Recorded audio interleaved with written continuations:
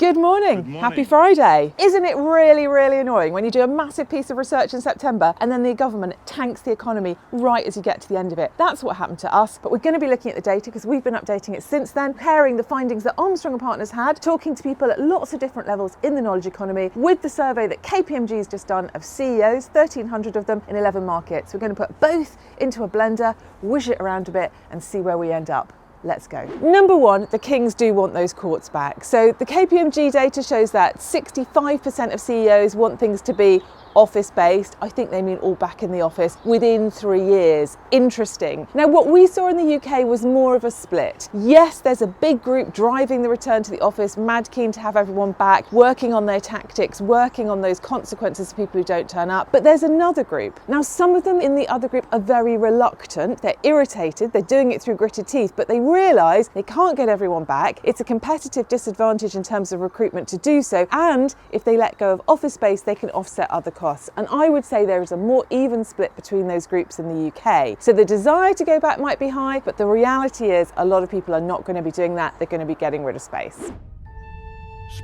The thing to bear in mind with this is there is stress in this because the people who are representing employees who might be team leaders or managers or HR teams are finding it really difficult to manage those top people who are very keen to have everyone back. So there's friction in systems here. The second finding is that we're in an economic riptide. Now, KPMG's data I think was largely collected in August, so you don't see it as dramatically, but also because their data covers more markets, I think other markets are feeling, crikey, who could imagine? A little bit more solid than the UK is right now. So with the KPMG survey, what we see is, yes, a lot of leaders expect a recession, but most of them expect it to be quite short and sharp, over within a year or so. Talking to leaders in the UK since the fiscal crisis last week, I think people are pretty terrified. But again, there's a bit of contradiction here because a lot of people are still seeing quite good numbers up until now. So there's still a little bit of a sense of, yes, the tide's going out, but the wind's blowing us in. A lot of people want to make decisions now, but they're not quite sure how bad it's going to be, how soon they have to act. But employees, people in teams are really, really nervous now. Everyone's looking at those little electric meters that we all have. Do you know how it's over budget from Monday morning onwards for the rest of the week? Over budget by £50, over budget by £60. It's stressing everyone out. I genuinely think that the highest compliment anyone can pay anyone at the moment is that they've turned the heating on for you. Got friends coming over tonight. I'm going to decide how much I actually like them. The final thing that we're going to talk about today is that the talent market has gone completely guerrilla.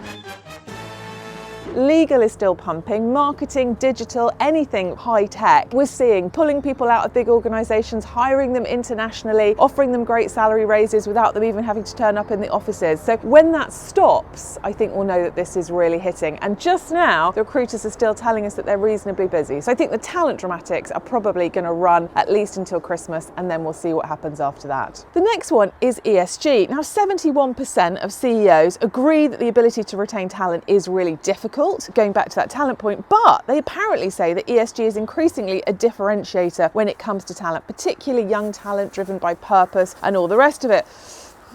I've got to say that we hear that in interviews as an aspiration, but we also hear some very long pauses about ESG at the moment. And one person we spoke to waited for quite a long time and said, deprioritised. I think in the UK at the moment there are so many tricky, difficult, pressing issues that are getting worse. I'm not sure that ESG or indeed other DEI priorities are top of the list at the moment, but let's keep an eye on that. Next week we're going to be sharing the newsletter with all of the Armstrong Partners findings. We'll probably be updating it as the government continues to cause absolute mayhem out there. You need to be signed up to our newsletter to get it, armstrongpartners.co.uk.